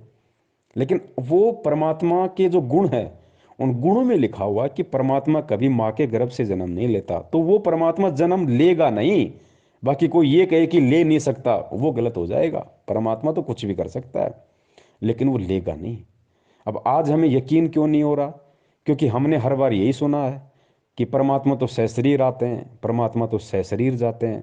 650 साल पहले परमात्मा सशरीर आए थे। अरे भाई 650 साल पहले जब सशरीर आए थे, उस समय किसने किसने विश्वास किया था?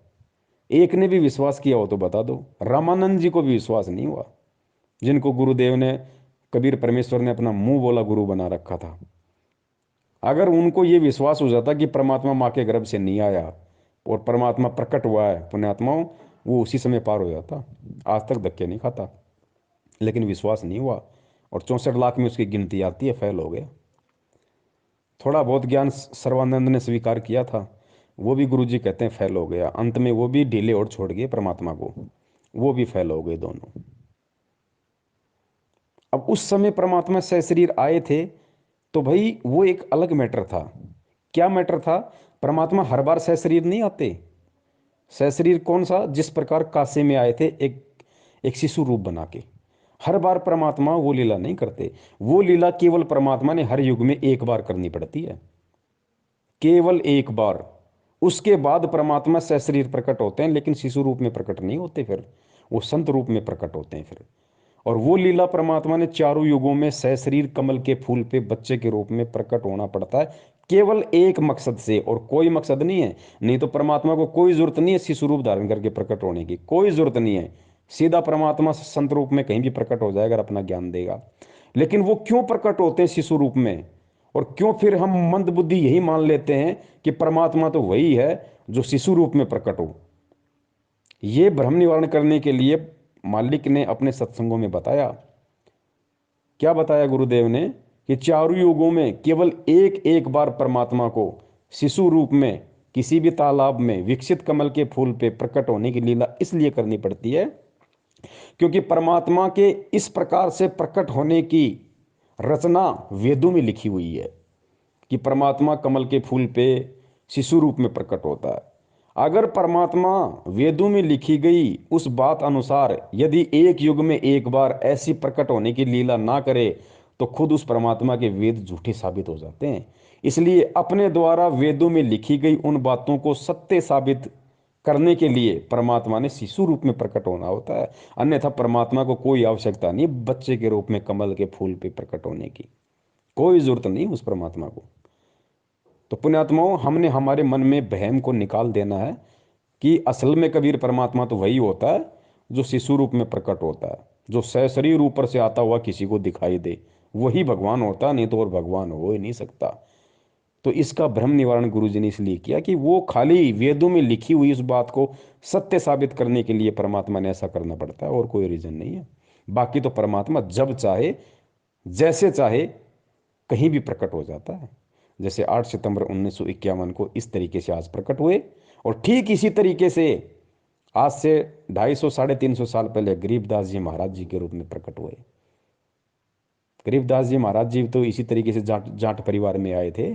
लोगों को तो ये लग रहा था ना कि रानी माँ के पेट से आए हैं, रानी माँ के पेट से आए हैं। बलराम जी उनके पिताजी हैं, गांव उनका छुडानी है। किसने भगवान माना, लेकिन कैसी कैसी लीलाएं की परमात्मा ने। और जब शरीर छोड़ा तो कैसे छोड़ा परमेश्वर ने, अस्थियां नहीं मिली उनकी। बाद में रोए गांव वाले परिवार वाले, ओहो ये तो भगवान थे, इनका तो तेज पुंज का शरीर था, इनका तो शब्द स्वरूपी था, उनकी अस्थियां नहीं मिली।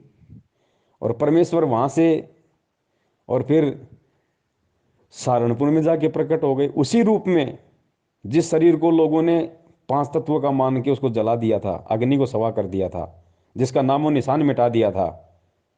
उसी शरीर में, उसी उम्र में, जिस उम्र में परमात्मा ने छुड़ाने में अपना शरीर छोड़ा था, उसी उम्र में उसी रूप में परमात्मा सहारनपुर में प्रकट हो गए।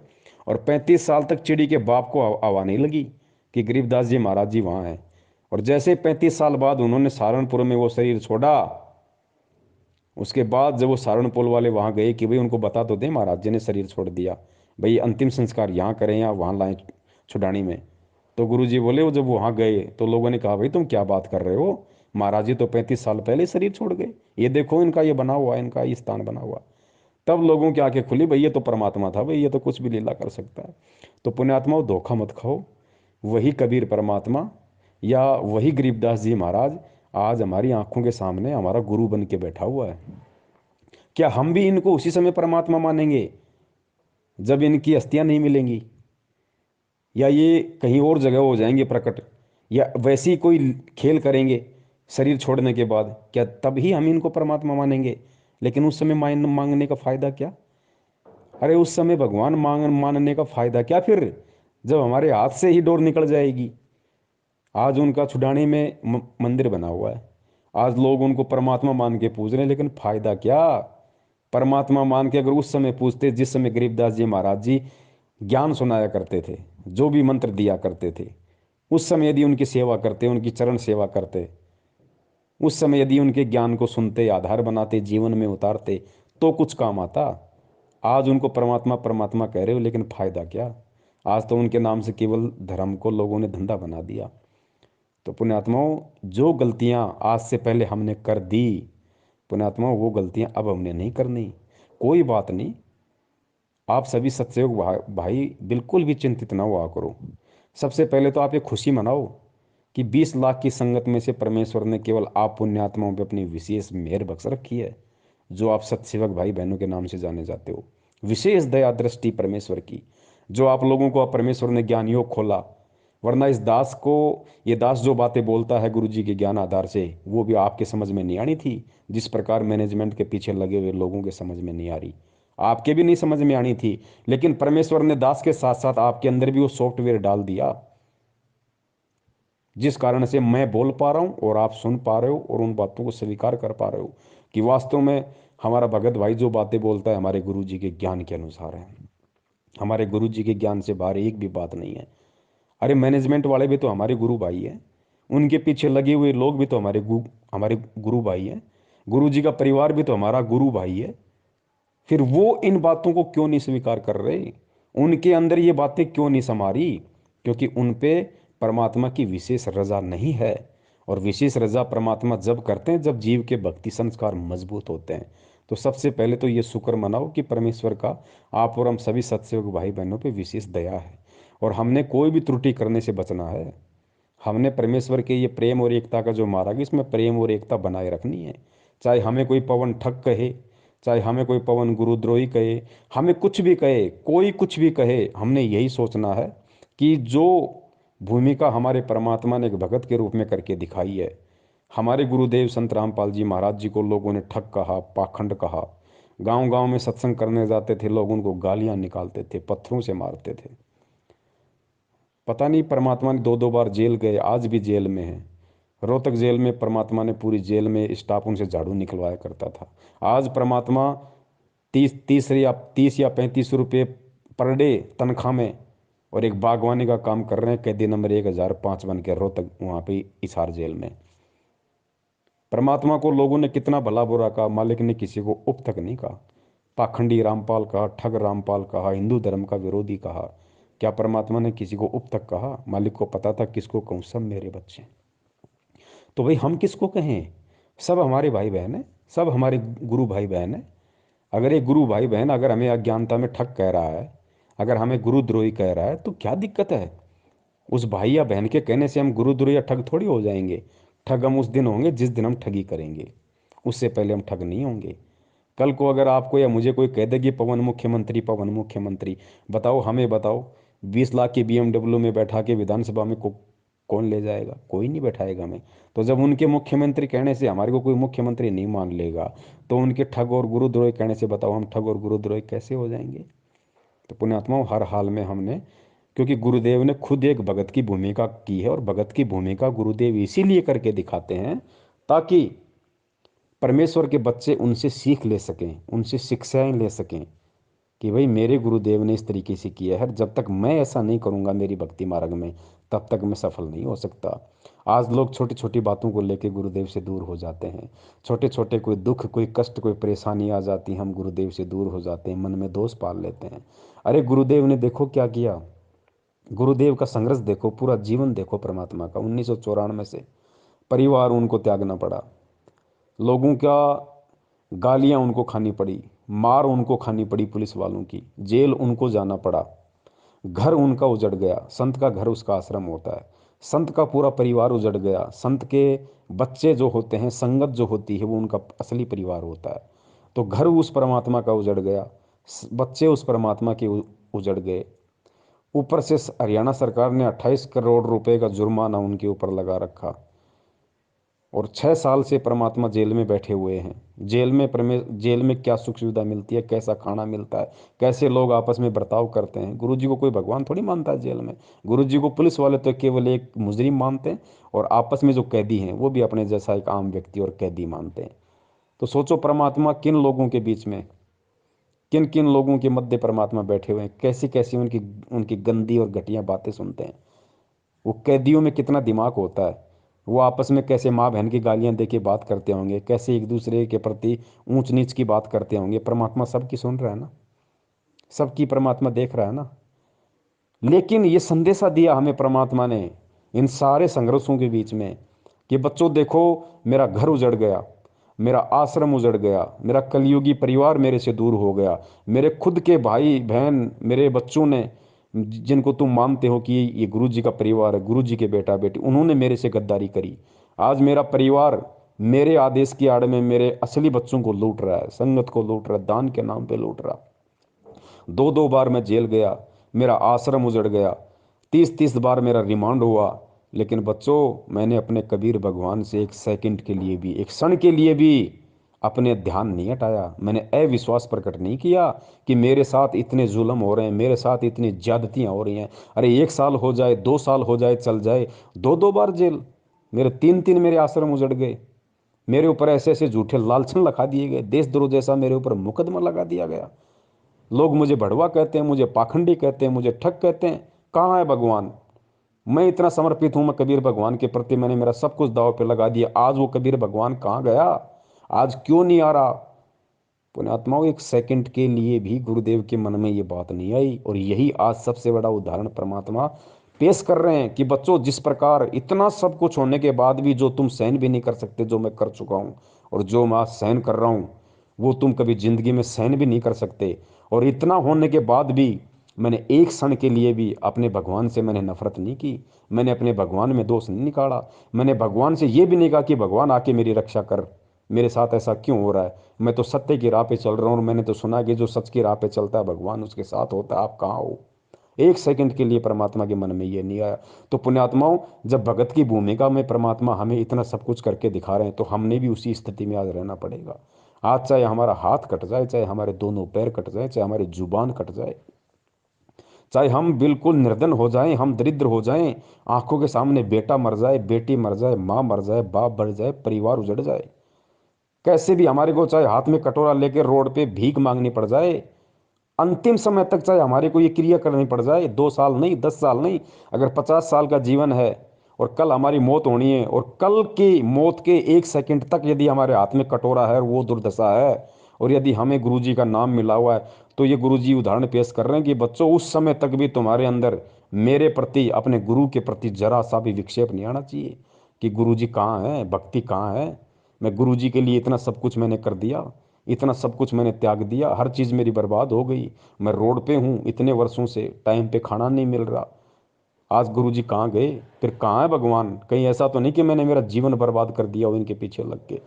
पुण्यात्माओं, अंतिम समय भी यदि हमारे इतना सा भी विक्षेप, यदि ऐसी परिस्थितियों में भी यदि आ गया, तो उसी क्षण हम फेल हो जाएंगे।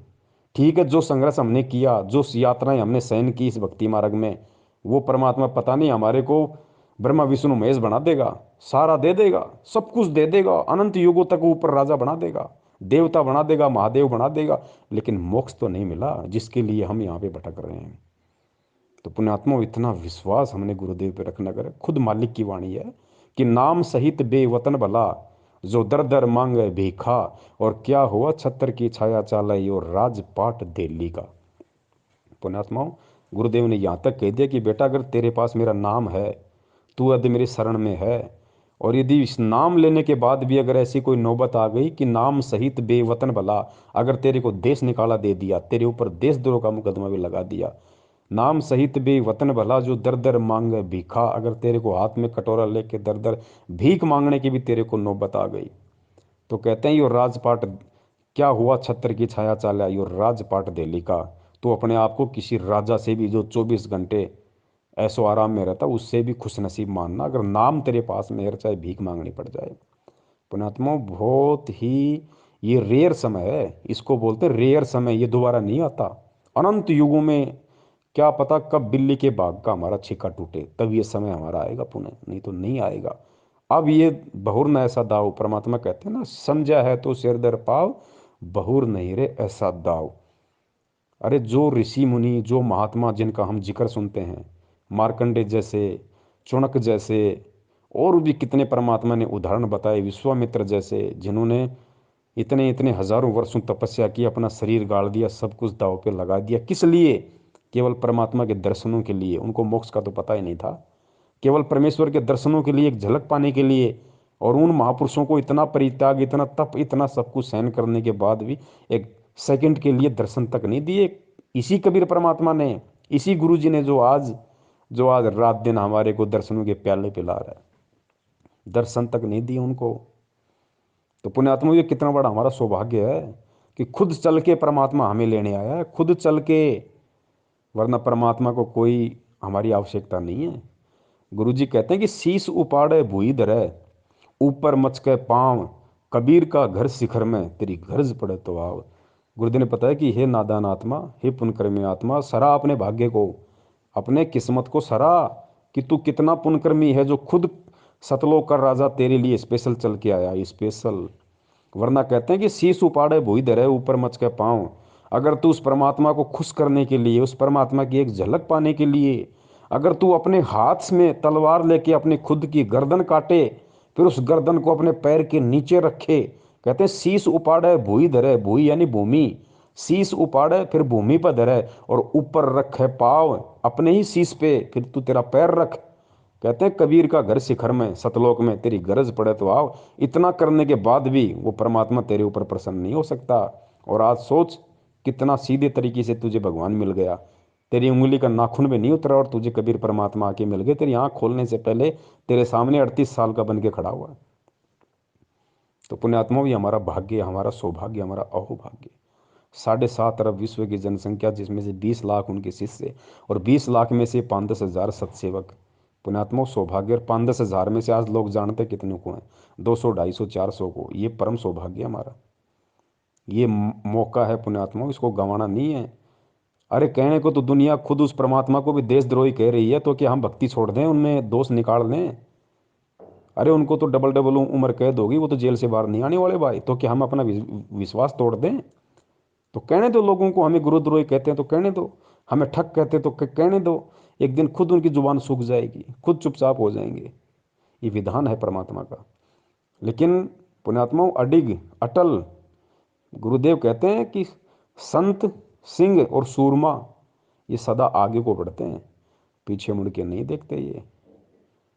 तो पुण्यात्माओं, हम संत भी हैं और हम संत के बच्चे भी हैं, हम सिंह भी हैं और हम सिंह के बच्चे भी हैं, हम सूरमा भी हैं और हम सूरमा के बच्चे भी हैं। ये डबल डबल रोल परमात्मा ने ऐसे दया कर रखी है आप और हमारे ऊपर। मालिक की खुद की वाणी है कि लख बर सूरा जूझ ही, लख बर सावंत दे, और लख बर यति जहान में, तब सतगुरु शरणा ले। आप और हम कौन सी आत्माएं हैं? गुरु जी कहते हैं याद कर लिया करो कभी, अगर मन अगर ज़्यादा दबाव डाल दे और अगर कभी मन में ऐसा कोई दोष उत्पन्न हो जाए ना, तो इन वाणियों को याद कर लिया करो कि मैं कौन हूँ। हनुमान जी जैसे, गोरखनाथ जी जैसे तो हमारे पैर के नाखून के बराबर नहीं है, जिनके लोग घर में मूर्तियाँ बना के पूज रहे हैं। जब हम तत्व ज्ञान की गहराई में जाएंगे, परमात्मा कहते हैं लख बर सूरा जूझ ही, लख बर सावंत दे। लख बर सूरा, सूरा यानी सूरवीर। गुरुजी ने बताया कि लाखों जन्म तुमने सूरवीर के प्राप्त किए, लाखों जन्म सूरवीर के प्राप्त किए तुमने। और लख बर सूरा जूझ ही, लख बर सावंत दे। सूरवीर से भी ज्यादा पुण्यकर्मी होता है सावंत दे वाला व्यक्ति, जिसके हाथ घुटनों से नीचे तक जाते हैं, एक या दोनों, उसको सावंत दे व्यक्ति कहा जाता है। तो कहते हैं लख बर सूरा जूझ ही, लख बर सावंत दे। हम जितने भी बड़े बड़े जो सूरवीर हैं, भीम जैसे और जितने बड़े बड़े योद्धा सूरवीर हुए हैं जिनका हम जिक्र करते हैं, जो इतिहास में नाम लिखे होते हैं, कहते हैं बेटा तूने ऐसे ऐसे तो लाखों जन्म सूरवीर के प्राप्त कर लिए पहले, और लाखों जन्म तूने सावंत दे, आज तो कोई है नहीं पूरे विश्व में सावंत दे वाला, ऐसा पुण्यकर्मी आज विश्व में कोई है ही नहीं मानव शरीर में। क्योंकि गुरु जी हैं तो गुरु जी तो परमात्मा है, वो मानव की कैटेगरी में नहीं आते। उनके अलावा कोई सावंत दे व्यक्ति आज पूरी यहाँ पे पृथ्वी पे नहीं है। तो सोचो हमने ऐसे लाखों जन्म प्राप्त कर लिए। तो लखबर सूरा जूझ ही, लखबर सावंत दे, और लखबर यति जहान में। यति, हनुमान जी यति थे, उन्होंने शादी नहीं की, कभी स्त्री भोग नहीं किया, उनको कहते हैं यति। एक होता है जति, जति वो होता है जो अपनी औरत के अलावा किसी की तरफ कुदृष्टि डालता भी नहीं है, वो होता है जति। जैसे लक्ष्मण जी थे वो जति थे। और एक होता है यति, यति मानी जिसने कभी शादी नहीं की, पूरा ब्रह्मचार्य का जीवन जिया, मानसिक रूप से भी कभी अपने मन में दोष पैदा नहीं किया, उसको कहते हैं यति। तो जति से बड़ा होता है यति। तो कहते हैं लखबर सूरा जूझ ही, लखबर सावंत दे, लखबर यति जहान में। हमने हनुमान जी जैसे लाखों जन्म प्राप्त कर लिए पुण्यात्माओं। लखबर सूरा जूझ ही, लखबर सावंत दे, लखबर यति जहान में, तब सतगुरु शरणा ले। उस आत्मा को, उस भगत को जो ऐसे ऐसे लाखों जन्म सूरवीर के प्राप्त कर चुका हो, लाखों जन्म सावंत दे वाले के, और लाखों जन्म हनुमान जी जैसे प्राप्त कर चुका हो, उस आत्मा को गुरु जी आज अपनी शरण में लेंगे। आज उस परमात्मा ने उस आत्मा को अपनी शरण में ले रखा है। अब ये ना समझना कि जितनों को शरण में लेखा है सभी ने लाखों जन्म पाए, नहीं। शरण क्या होती है, शरण के विषय में भी फिर गुरु जी ने बताया कि ताते सतगुरु शरणा लीजे, कपट भाव जो दूर करीजे। ये सतगुरु ये नहीं है कि वो जो सातु मंत्र दे दिए, सतनाम दे दिया, अपने गले में लॉकेट लटका लिया, हाथ में रक्षा सूत्र बांध लिया, 3 टाइम की आरती कर रहे हो और आपको गुरु जी ने शरण में ले लिया, नहीं। असल में गुरु की शरण क्या होती है, असल में इस वाणी पे कौन भगत खरा उतरेगा?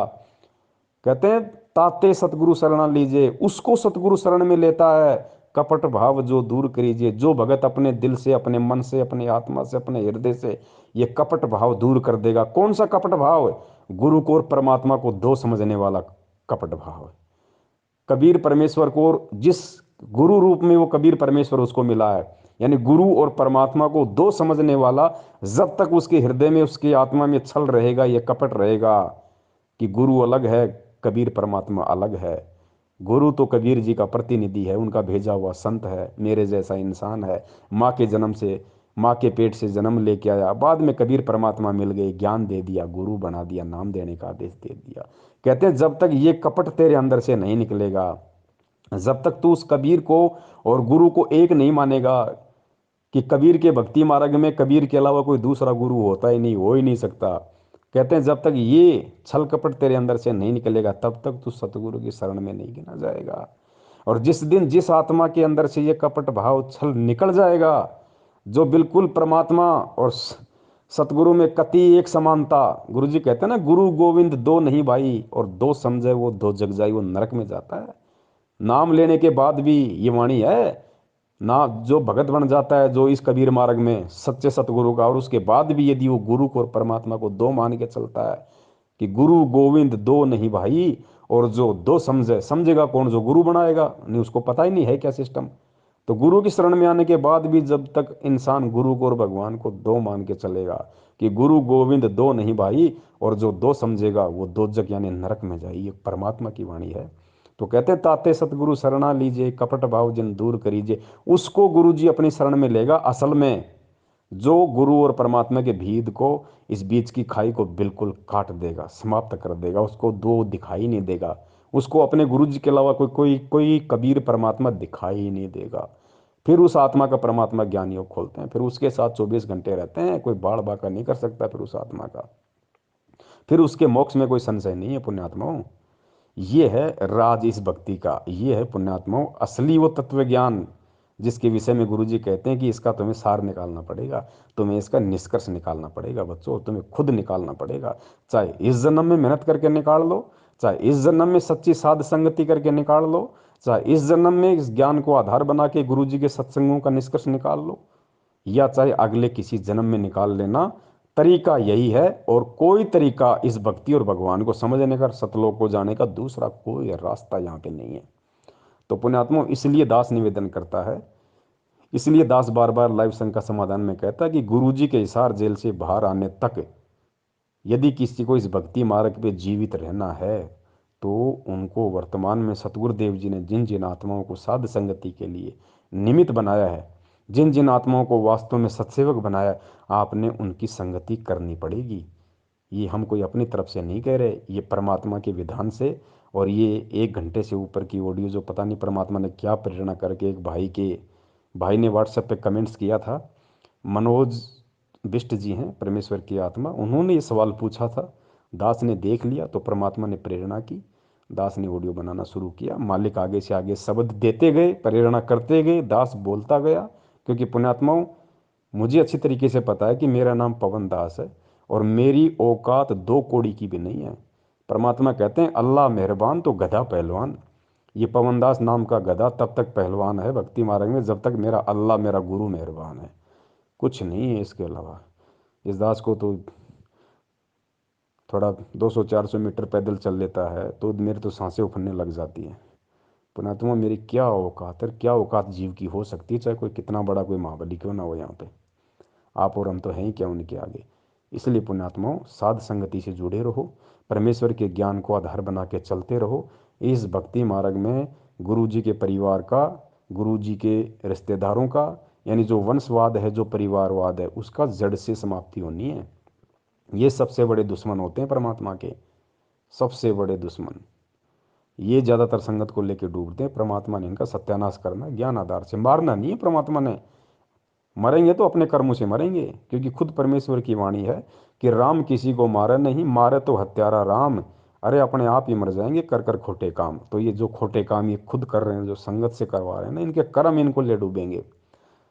तो हमने केवल परमेश्वर को अजन्मा स्वयंभू सतगुरु, अब देखो हम गुरु जी को सतगुरु सतगुरु कहते हैं, बंदी छोड़ सतगुरु रामपाल जी महाराज जी की जय। लेकिन ये कभी विचार नहीं किया कि बंदी छोड़ शब्द केवल बंदी छोड़ के लगता है, या तो कबीर परमेश्वर के बंदी छोड़ लगाया, या लोगों ने गरीबदास जी के बंदी छोड़ लगाया, या फिर आज संत रामपाल जी महाराज जी के बंदी छोड़ लग रहा है। तीसरे किसी महापुरुष के आज तक बंदी छोड़ शब्द नहीं लगा। हम भक्ति बोध से आरती करते हैं, 3 समय की छोटी पुस्तक में देख लेना, हमारी 11-12 गुरु प्रणाली है। उन 11-12 गुरुओं में केवल 3 के आगे बंदी छोड़ नाम दिखाई देगा आपको। एक तो खुद कबीर साहिब जी के, एक गरीबदास जी के, और तीसरा आज और हम बोलते हैं बंदी छोड़ सतगुरु रामपाल जी महाराज। तो बंदी छोड़ तो भाई परमात्मा की लगता है। पुण्यात्मा बहुत सारी बातें हैं, बहुत सारी ऐसे पॉइंट हैं, लेकिन अब समय बहुत हो गया। परमेश्वर दया करे, हम लाइव संगति के माध्यम से या वैसे भी परमेश्वर जब जब दया करते रहेंगे, आपस में हम साथ संगति करते रहेंगे। और बस भक्ति का आधार विश्वास है और कुछ नहीं पुण्यात्माओं, सिर्फ भक्ति का आधार विश्वास। मैं तो यहाँ तक कहता हूँ, अगर कभी कोई ऐसी नौबत आ जाए, क्योंकि देखो परीक्षा लेगा परमात्मा। सेऊ सम्मन के भाग्य में वो संस्कार नहीं था कि सेऊ की सम्मन अपने बेटे की तलवार से गर्दन काटे, नहीं, उसके भाग्य में लिखा ही नहीं था, ऐसा होना ही नहीं था।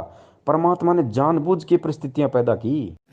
सम्मन और सेऊ के घर पर जब भगवान गए, ऐसी परिस्थिति बना दी परमात्मा ने, परमात्मा की इज्जत के लिए कि गुरु जी की इज्जत पाँच नहीं आ जाए, अपने लड़के को काटना पड़ गया।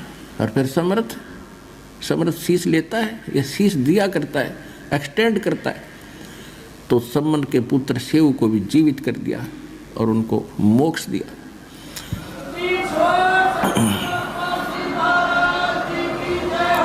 तो इसको कहते हैं नुक्ते ऊपर रिझ जाएगा रे, करोड़ कर्म जल जाए तुम्हारे। फिर हमारी एक गलती है जो सम्मन ने कर दी। उसने क्या गलती की? उसके मन में एक बात बैठ गई कि हे परमात्मा, मैं धनी होता तो सतगुरु की सेवा के लिए मुझे अपना बालक काटना नहीं पड़ता। अब लड़के की गर्दन काटना ये छोटी बात नहीं। और काट दी, फिर उसके बाद उसके दिल में ऐसी ठेस लगी कि ये मैंने क्यों करना पड़ा, कि मेरे पास धन नहीं था।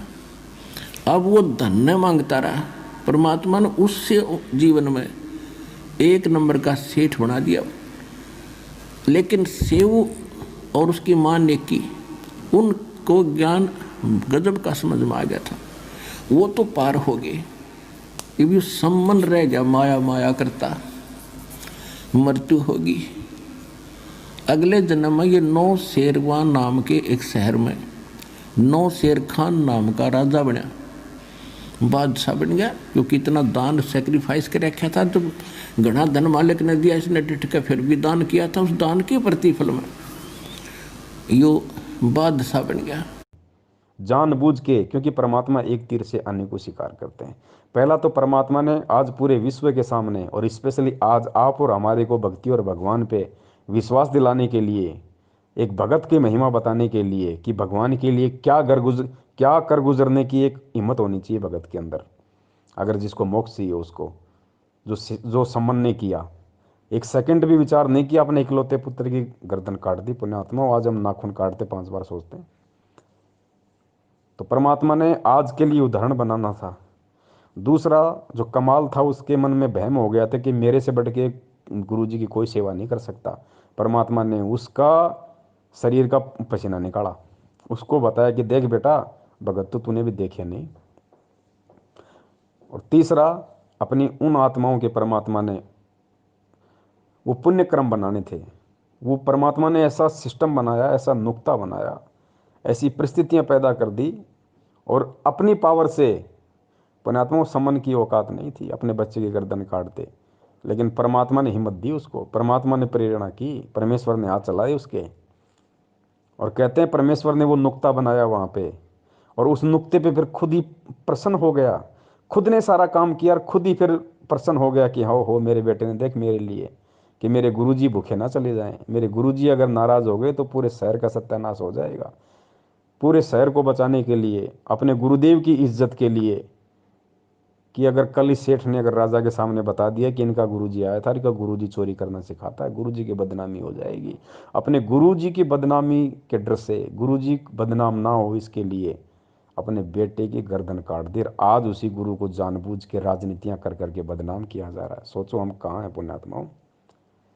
गुरुजी को गंदी राजनीति में धकेल दिया, गुरुजी का नाम ले लेके वोट डलवाए जा रहे हैं।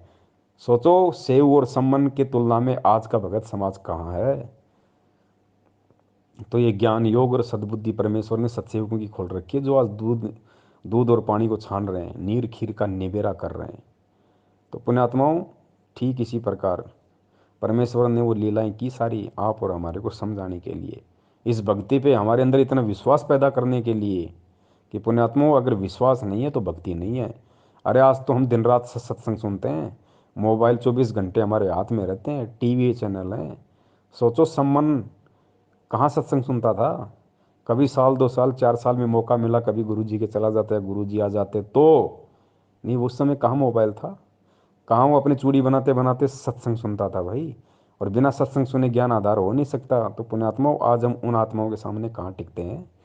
आज तो हमने कुर्बान हो जाना चाहिए गुरु जी के ऊपर, मर मिटना चाहिए हमारे हमारे परमपिता परमेश्वर सतगुरु रामपाल जी महाराज जी के ऊपर की परमात्मा आपने कैसे दया बख्शी।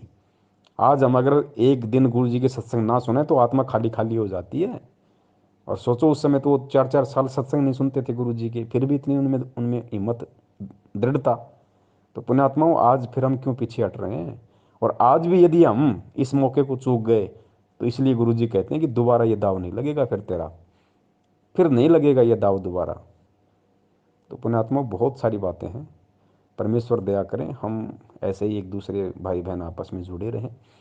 और हमारे जितने भी भगत भाई बहन जो सतलोक आश्रम मैनेजमेंट हरियाणा के पीछे बेचारे भोलेपन में लगे हुए हैं, पुण्यात्माओं हमारा, आप ये सोच लो कि हमारे वो भगत भाई बहन जो 70% हैं जो मैनेजमेंट के पीछे, आप ये मत समझ लो कि उनको कसाई ने बाड़े में कैद कर रखा है। ये सतलोक आश्रम मैनेजमेंट हरियाणा काल रूपी कसाई है साक्षात। और इसने उन भक्तों को बाड़े में कैद रखा है। अब हमारी जिम्मेदारी क्या है। अब हमने उन भक्तों को वहाँ से मुक्त करवाना है गुरु जी के आशीर्वाद से। और मुक्ति का साधन एक ही है उनका, कि हम उन तक ये संदेश से पहुँचाते रहें। ये ऑडियो वीडियो मैसेज लाइव के वीडियो हम उनको ना चाहते हुए भी शेयर करते रहें। चाहे वो हमें गालियाँ दें, चाहे हमें डराएं, चाहे धमकाएं। पुण्यात्माओं, गुरु जी कहते हैं ना, अगर किसी को बुखार है तो बच्चा तो दवाई लेने से मना करता है, ये वो तो रोता भी है, माँ बाप का नाक पकड़ लेता है, कान पकड़ लेता है, थप्पड़ भी मार देता है एक आधा। लेकिन क्या माँ बाप उसको दवाई नहीं पिलाते। पिलानी पड़ेगी, उनको पता है कि ये नादान है। तो इसी प्रकार हमने हमारे भगत भाई बहनों तक, चाहे व्हाट्सएप के ग्रुप हो, चाहे फेसबुक के ग्रुप हो, चाहे सोशल मीडिया का कोई भी प्लेटफॉर्म हो, हमने हर संभव कोशिश करके अपने उन भाइयों तक हमने संदेश से पहुंचाने हैं। चाहे वो हमें अच्छा कहें, चाहे हमें वो बुरा कहें। हमें परमेश्वर के प्रति अपना एक शिष्य धर्म निभाते हुए हमने ये कर्म करना है। बाकी खेल सारा परमात्मा का। तो सत्साई पुण्यात्माओं, बंदी छोड़ सतगुरु रामपाल जी महाराज की जय। तो यहाँ महाराज गरीबदास जी कहते हैं कि भाई इतनी बात समझ के भी जय तेरा पल्ला नहीं पड़ती, फिर तब है तेरी मर्जी। गरीब सतगुरु मिले तो क्या करे, अंदर बाद विवादे, सिर जम डंडा खात हैं, चाहे करोड़ मिलो भावे साध। के सतगुरु गुरु मिल भी जावे और या बात फिर भी पल्ला नहीं पड़े तो के करे बेचारा। गुरु वो कह ही सका है, भाई रो सका है, बता सका आपको, बाकी इस पर अमल करना तो आपके भाग की बात है। तन मन शीस ईस अपने पे, तन मन शीस ईस अपने पे, पहले में चोट चढ़ावे जब कोई राम भक्त गत पावे हो जी। जब कोई राम भक्त गत पावे हो जी। तन मन शीस ईस अपने पे, तन मन शीस ईस अपने पे, पहलम चोट चढ़ावे जब कोई राम भक्त गत पावे हो जी। जब कोई राम भगत गत पावे हो जी। भाई सतगुरु तिलक अजप्पा माला, युक्त जटा रखवावे। सतगुरु तिलक अजप्पा माला, युक्त जटा रखवावे। जत को पीन सत का चोला, भीतर बेख बनावे जब कोई राम भगत गत पावे हो जी। जब कोई राम भगत गत पावे हो जी। भाई लोक लाज मर्याद जगत की, तरण ज्यों तोड़े बगावे। लोक लाज मर्याद